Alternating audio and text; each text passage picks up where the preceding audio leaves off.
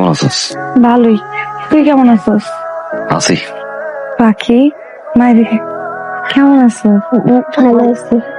চুলটা তো ভালো করে বানতে পারে নাই। এই তুই প্রত্যেকদিন খারাপ থাকিস কি জন্য? তোর নাম বলছে বাড়ির বাইরে না আসতে? আরে খাটাসের সাথে কি ভাত আইন না? যা খড়, আর বাড়ির বাইরে আসবি না। সৌগা, আমি না প্রত্যেকদিন স্কুল যাওয়ার সময় দেখি ওই আন্টি তোমার দিকে তাকায় আসছে, আবার তুমি তার দিকে তাকায় আসছো, আবার দেখি সে আমার দিকে তাকায় আসছে। ঘটনা কি? ভালোবাসা করো নাকি? করি। তাহলে বিয়ে করো না কেন? প্রত্যেক ভালোবাসার গল্পে আম্মা একটা করে ভিলেন থাকে।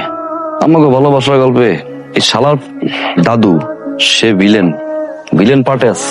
হে মারা যাওয়ার আগ পর্যন্ত নাকি বিয়ে দিব না। আপনি কবে মরবেন? কানে শুনি না, জোরে বলো। আপনি কবে মরবেন? আপনি মরে তো বাপের বিয়েটা হয়। বাপের মতন ফাজিল হইছো না? ও মা, আপনি তো কোশ্চেন যদি বেঁচে থাকতে আপনার মেয়ের সাথে বাবার বিয়ে দিবেন না, কিন্তু এবার আপনি মরে যান, আপনার জন্য তোকে বিয়ে হইতেছে না। থাপ্পড় দিয়ে তোর দাঁত ফালাই দিব, ফাজিল মেয়ে। থাপ্পড় দিব? থাপ্পড় দিবেন? একদমই দিয়ে মাথা ফেটে দিব। পাড়া এই মারতো এটা দেখি কেমন সাহস। হ্যাঁ, ফেটে দিছি। এই পাখি এত বড় একটা ঢিলা নিয়া ঠাসির আমার মাথার মধ্যে মাছ বাবা রেখেছি।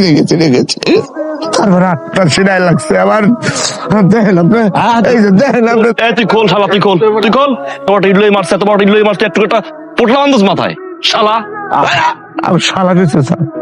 আহা, আমরা এই তুই ওর লগে কোনো বাড়াবাড়ি করবি না।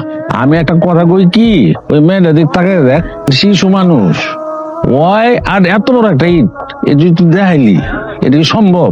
আমি ওজন নিয়ে দেখছি। যাও যা হইছে তুই মাফ করে দে। না বললো না, আমি বিচার চাই। কি ওর শাস্তি তুই চাস? চাই। এবারে ও কি ধরনের কথা কয়? যদি ঢিল মারার বুদ্ধি আমি দিয়ে থাকি, বিচার তো আমার উচিত, শাস্তি আমার হইব।